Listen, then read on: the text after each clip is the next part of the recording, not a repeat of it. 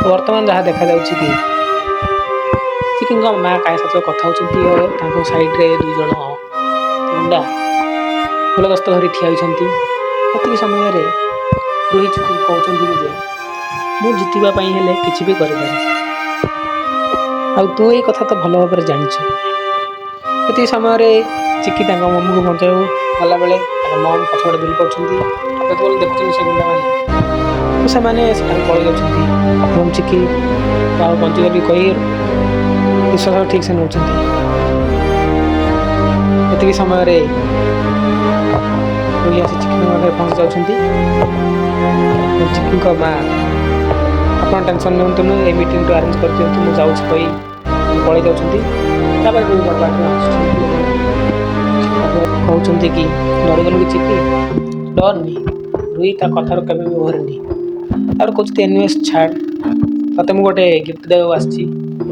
ତାପରେ ଚିକି ଆସୁଛି ଅନିଲା ବେଳେ ସେ କହୁଛି ତୋର ଏଠାରେ ବହୁତ ଟାଇମ୍ ହେଇଗଲା, ଚାଲ ତୁ ଯେଉଁଠୁ ଆସିଛୁ ସେଇଠିକୁ ଚାଲିଯା।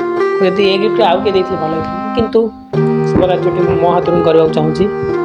ଏତିକି କହି ତାକୁ ସେ ଗୋଟେ ଗିଫ୍ଟ ଦେଉଛନ୍ତି। ଚିକି ଯେତେବେଳେ ସେ ଗିଫ୍ଟକୁ ଖୋଲୁଛନ୍ତି, ଦେଖାଯାଏ ସେଠାରେ ଗୋଟିଏ ଏୟାରପୋର୍ଟ ଟିକେଟ୍ ଅଛି। ତ ବର୍ତ୍ତମାନ ରୋହି କହୁଛନ୍ତି କି ତୁ ଯେଉଁଠାରୁ ଆସିଥିଲୁ ସେଠାକୁ ଚାଲିଯା, ଆମେରିକା। ମୋର ସେଠି ଗୋଟେ ଲୋକ ଅଛି, ତାକୁ ଯାଇ ଦେଖା କର। ତୁ ଯଦି ଠିକ୍ ସମୟରେ ନ ପହଞ୍ଚିବୁ ତାହେଲେ ତ ମମ୍କୁ ମୁଁ ଆଉ କେଉଁଠି ପହଞ୍ଚେଇବି। ଠିକ୍ କହିଲା ପରେ ଅନ୍ୟ ପଟୁ ଏକ ସାଉଣ୍ଡ ଆସୁଛି ଏବଂ ଚିକି ଡରିଯାଇ ମମ୍ କ'ଣ ହୋଇଯାଇଛି ଭାବି ସେଠାରୁ ଚାଲିଗଲେ।